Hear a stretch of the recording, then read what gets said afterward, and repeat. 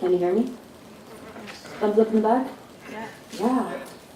Okay, so our next speaker is Viva Horowitz from Harvard University. She's going to be talking about colloidal surfers and moving on wires and artificial cells. Hi, thank you for an excellent conference. I have been a postdoc at Harvard and I'm about to be a professor at Hamilton College. And I'm going to speak to you today about some interesting systems in which I was able to use colloidal surfers, which are particles. And in this particular effort, I was exploring some non-flat boundaries in artificial cells. And so I'm going to tell you how these particles can walk the tightrope. And this was a collaboration with a group at NYU, and my collaborators, Michelle and Melissa, are also here, and you can ask any of us some questions after the talk or during the coffee break. So we've had this whole conference about active motion, and one of the places where active motion is important is in the interior of cells. And in particular, inside large cells. So in small cells, if there's some ingredients that need to find each other in order for some important biochemical reaction to occur, they can diffuse and find each other. But if you estimate, just a back-of-the-envelope calculation here, very simplified, if you estimate in a larger cell, how long would it take for those two same ingredients to be able to diffuse and find each other? It seems like diffusion isn't sufficient. And indeed, in these larger cells, there are motors in these eukaryotic larger cells, and the motors can help everything move faster than diffusion. They can carry cargo, and they can also just stir up the cytoplasm. And in the very largest cells, we see cytoplasmic streaming, which seems to be important for them. So here's an example on the left here of motion inside a cell. Here the cell extends. Here's the nucleus. And you can see various organelles. Here's some mitochondria, the long, skinny ones, moving thanks to molecular motors. So I became fascinated with this. And so one approach we took to understand this better was to build systems that mimic this motion. So in this artificial cell, which is honestly just a droplet of water and oil, I encapsulated both active particles and passive particles. That's been one of the efforts, but I'm not going to talk about that particular effort today. Instead, I'm going to ask what can happen when we use colloidal surfers to explore these kinds of geometries. So these are particles that have light-actuated propulsion. So if you turn on the lamp, they move in. I just turned off the lamp, and now they're just diffusing, not very fast. These are particles that are patchy. The patch is hematite, which is iron oxide, and it will catalyze hydrogen peroxide, but only when a lamp is on. My particles are from the Sakana lab. They're about 1.6 microns in diameter.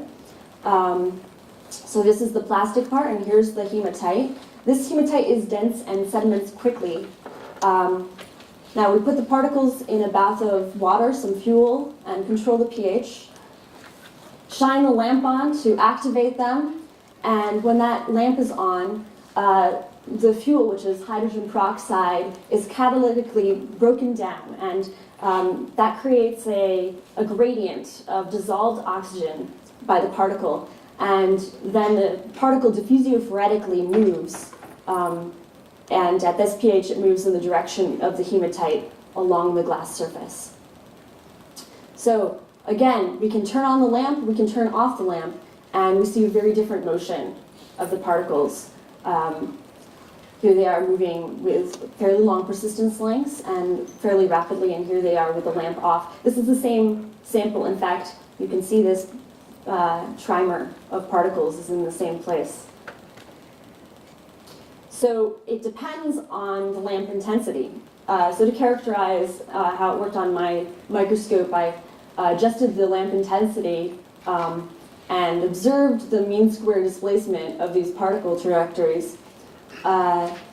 So, for example, how long would it take a particle to explore 1 micron? If the lamp is off, it'll take almost 2 seconds. But if the lamp is fully on, it'll take almost 10 times faster to explore the same area. And then, if you have a larger area to explore, you really appreciate having the lamp on because it's much faster than if the lamp is off. And there's another property of these colloidal surfers, which gained quite a bit of attention a couple years ago when Jeremy was looking at these. They are attracted to each other, and this forms these living crystals. So this occurs at higher concentration where they will cluster. And it's not just that the particles are running into each other, it's also that they are phoretically attracted to each other. So they can feel that oxygen gradient, and that creates an attraction. So I wanted to take a look at these on some new geometries. So I said, well, how do these colloidal surfers move in an artificial cell? And the rest of the talk will all be non-flat geometries. So far we've seen them on flat geometries, and now we're going to some curved geometries. Here's a droplet. Now the particles have all sedimented on the bottom. We're looking from the bottom up. So we see this crystal form. And in fact, the curved interface kind of concentrates them even more strongly in the center.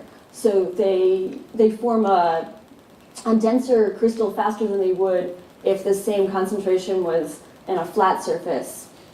But some of the particles don't join the aggregate, and in fact, if I change the focal plane upwards, you can see that this one has climbed the wall.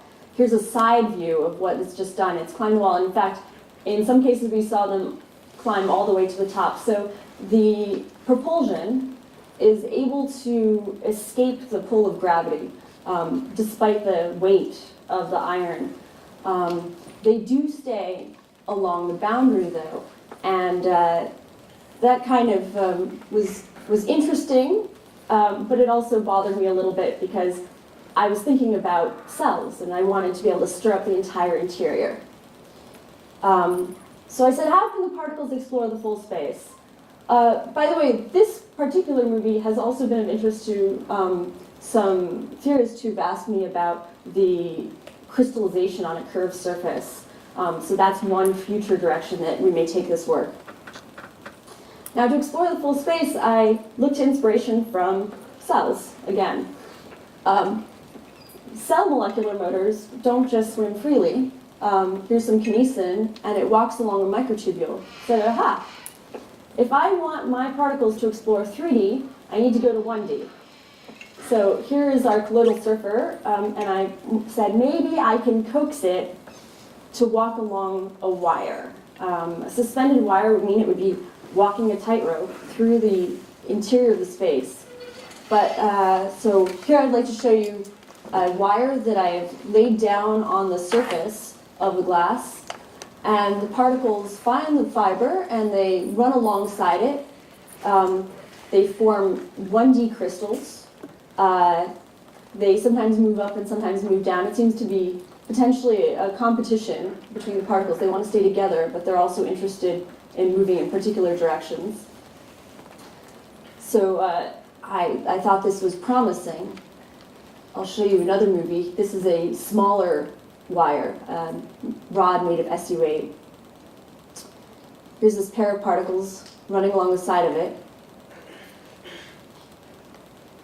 I like that. They're not just running into the wall, they're also attracted phoretically to the surface of this rod.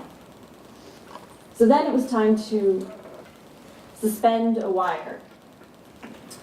And I hoped that I could empower these particles to walk the tightrope. In order to do this, I dropped the heavy particles from the top so that they would fall down, and some of them hopefully would find the wire before they fell. We're viewing it from the bottom up, but here's a side view. So as the particles fall, they come into focus, and some might find the fiber, and then if they move laterally, that's the effect of the fiber on the particle. And you can see this one is traveling horizontally. So, ta-da! This particle has succeeded in walking the tightrope. So going forward, one of the questions I've been thinking is how might this expand into an entire artificial cytoskeleton? And something important for this would be to have a network. So for a first look, I added a bunch of rods inside my droplet, my artificial cell. And when the lamp is off, they can sediment, they can diffuse. And when the lamp is on, now I see this phoretic attraction, this phoretic propulsion. In this case, the particles drew all of the rods together close in. In fact, they look kind of like ants on a log, as opposed to this where they're more expanded through the space as they diffuse freely. So, in summary, these colloidal surfers can explore a variety of non-flat geometries, interacting with boundaries in droplets and walking the tightrope. I'm happy to take your questions. During the Q&A, I'm going to play a rather long video I have. These two are still frames from a longer image.